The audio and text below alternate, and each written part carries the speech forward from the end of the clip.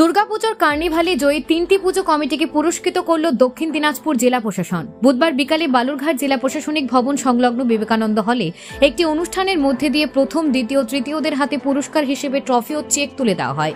এই দিনের অনুষ্ঠানে উপস্থিত ছিলেন জেলাশাসক বিজিন কৃষ্ণা, অতিরিক্ত জেলাশাসক উন্নয়ন শুভজিৎ মণ্ডল, জেলা তথ্য সংস্কৃতি আধিকারিক রাজেশ কুমার মণ্ডল সহ অন্যান্যরা।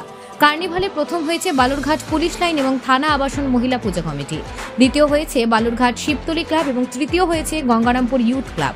প্রসঙ্গত, দুর্গাপুজোর পরপরই বালুরঘাট স্টেডিয়ামে এলাকায় জাতীয় সড়কের পুজো কার্নিভাল অনুষ্ঠিত হয়েছিল। এই পুজো কার্নিভালে প্রায় 7টি পুজো উদ্যোক্তা অংশগ্রহণ করেছিল।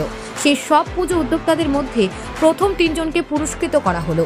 এ বিষয়ে দক্ষিণ দিনাজপুর জেলা শাসক বিজিন কৃষ্ণা জানান, সিলেকশন কমিটির ডিসিশন হিসাবে 3টে পুজো কমিটিকে আমরা সিলেকশন করেছি, যারা ফার্স্ট, সেকেন্ড, থার্ড প্রাইজ যারা পাবে। এবার ফার্স্ট প্রাইজ 10,000 টাকা, সেকেন্ড প্রাইজে 7,000 টাকা, থার্ড প্রাইজে 5,000 টাকা করে ক্যাশ প্রাইজ দেওয়া হবে, প্লাস বাকি মেমেন্টো এগুলো আজকে দেওয়া হচ্ছে।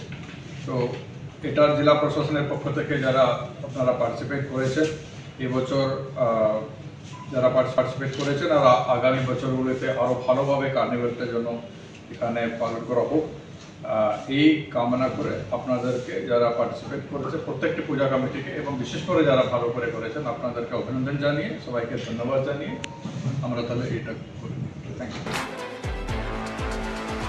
বালুরঘাট থেকে রিপন ভৌমিকের প্রতিবেদন, নিউজ টুডে।